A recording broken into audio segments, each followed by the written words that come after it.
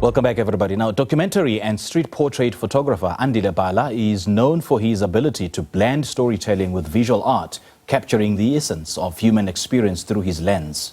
His photographs are often characterized by their emotional depth and keen aesthetic, inviting viewers to engage with the narratives of his subjects.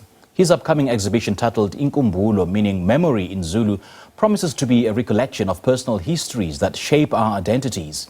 Andile joins us now in studio to tell us more about his journey as well as the exhibition. Andile, very good morning. Thanks for joining us. Welcome. Thank you for having me. It's an absolute pleasure, man. Let's talk about, what triggered your interest in photography. And as I mentioned, in the intro, that your photography weaves storytelling. Was that intentional? I played soccer my whole entire life. Photography happened. I'm a filmmaker at heart. So I cycled 150 kilometers around Soweto for 150 great pictures. Sure. Because I was constantly looking at this idea of spaces of pain. And I've always seen Soweto as this amazing space, and I wanted people to see it. That's how I picked up a camera and started making pictures. And having said that, how do you decide on which story, to make through a photograph? Well, put simply, what comes first? Is it a story that you want to tell and then the photography later, or is it the other way around? I listen to a lot of music. My work is influenced by music, as well influenced by conversation, because I do what I call vernacular photography. So I have conversation with people that ends with the picture. So music has constantly and still influenced my work. What we see in my work is sound. I don't understand sonics, I understand stories. So I'm trying to find stories within the sonics. So and in that juxtaposition between stories and sound, how do you maintain a balance between aesthetic appeal and, I would say, emotional depth? I'm basic. I'm obvious. When you look at it's just stories. I was spending a lot of time with my female friends at school, and so I'm borrowing from conversations I have with people, and you see that in my work. There's nothing amazing. It's just like, and you see that through the works that I'm creating. Right. Yeah. Do you always come up with stories, or you're just intentional that I'm going to tell a story through a photograph, or it just happens spontaneously? I mean, do you work with staged scenes, or do you simply work with spontaneous moments? I'm sitting here and there's more than 5 cameras looking at me, and I don't know what I'm saying, but it fascinates me that there's a lot of cameras looking at me, and I have to tell a story about this. One day I'm going to tell my child and be like, I was in TV and I had to explain to myself and what's happening right now. So to answer your question though, I wake up and make pictures. I spend a lot of time with my camera than I do with anyone. So what you see in my work is me trying to find meaning in what I'm doing for a living. I'm just a guy who's wearing a hat and who's kind of like trying to find meaning in what he's doing for a living. And help us trying to find meaning to this particular picture. I'm actually quite enthralled. I know I may not understand what you're trying to convey through this particular picture, but I know there's a deeper meaning. It's got so much depth, and there's a bigger story to tell. Just take us through this picture. I started photographing jazz music because I was looking at Lankuleleko and Soweto. It's a family house. And everyone, station, my grandmother was a shipping queen, and everyone would sit there and kind of have a beer. Sometimes my grandmother would say, can you play a kipi meketsi? Let's have kipi meketsi.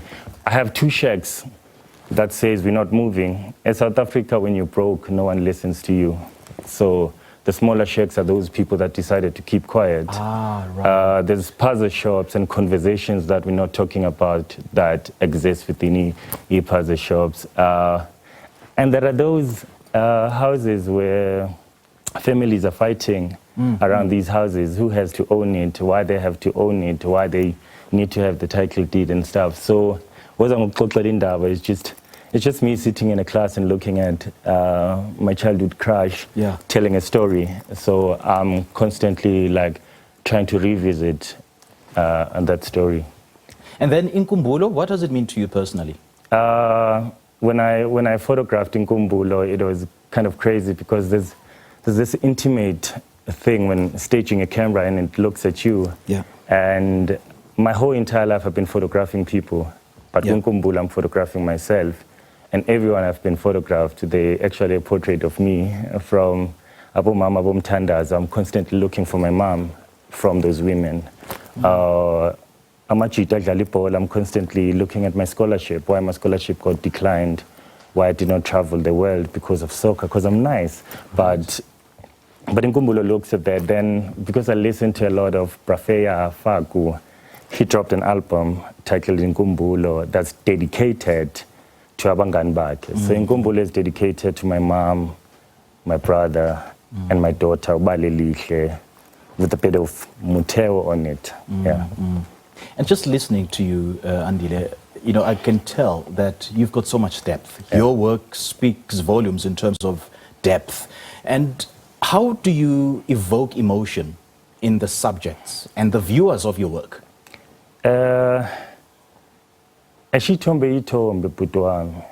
People need to decide what they're looking at and what they're seeing. Because pictures are not the truth. And what it means to them. Yeah, pictures are not the truth.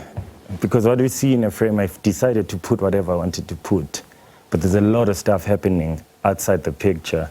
There's someone that said, photograph me, but can I put a deodorant quick? Can I put a cologne? Can I fix my mustache? But you can't pick that up in pictures. So I've always tried to make images that make sound. How do you explain a picture to someone that's blind? How do you explain a picture to someone that's deaf? So my work has a bit of braille in the corner for them to read my work, what I was trying to do. And speaking of elements, I mean, you just made an example of braille. How do you use such elements as light and sound to sort of create a narrative in the kind of work that you do? Photography is ideas.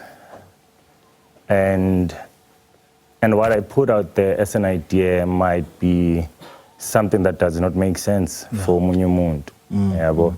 But I can't put any element. I just want people to look at work, and if it works for them, at some point, because I can't even afford therapy, at some point I had a conversation with one of my collectors, and they said to me, a therapist said I should take you out on dinner because there's an artwork that I bought from you, and I constantly find comfort in that. Yes. And I was like, all right, that's nice. What does it mean to me? And I'm constantly questioning that. Every day when I make a picture and I see, I'm looking for that. Why do people find comfort in my work? I can't speak for my work. I'm just a guy who's wearing a hat and glasses, and I'm making a picture. And just using that analogy, do you think a photographer's narrative is shaped more by the photographer's intent or the viewer's interpretation of that particular photograph? Photography in South Africa, shucks, I'm going to sound political. Yeah, go ahead. Photography, you're putting me under the bridge. Photography in South Africa, they don't take it serious, and it's okay. I have friends that are painters. It's nice. Maybe go deeper with that, because when you say we don't take it seriously, in what context? I'm showing at the Investec that there's not much of photography. There's much of sculptures, painters. I know the whole entire hierarchy. I know who's supposed to be here, who's supposed to be here, and who's supposed to be here. I know. That's why I move, how I move. Okay. So pictures are important. People were looking at the landscape. When I was driving here, I look at this Jozi cityscape and I'm like, probably I'm a pupo ama Samuela. Right. But they don't translate into that. Yeah. I see Jozi and I'm like, what the fudge? What's happening? Andile, lovely chatting to you, man. Thank you so much for joining us, eh? Tikolutando, Satana Lizote. Thank you so much. Everyone that's in Cape Town, come and check out my work, Inkumbulo. It opens on the 21st, and closing at 25. Let's have conversations about their work and all the jazz. Oh, man. All the best, man. Thank you. Thank you. All right, we're just in conversation with Andile Bhala about his journey as a visual storyteller and his upcoming solo exhibition titled Inkumbulo that will open on the 21st of February in Cape Town at the Investec Cape Town Art Fair.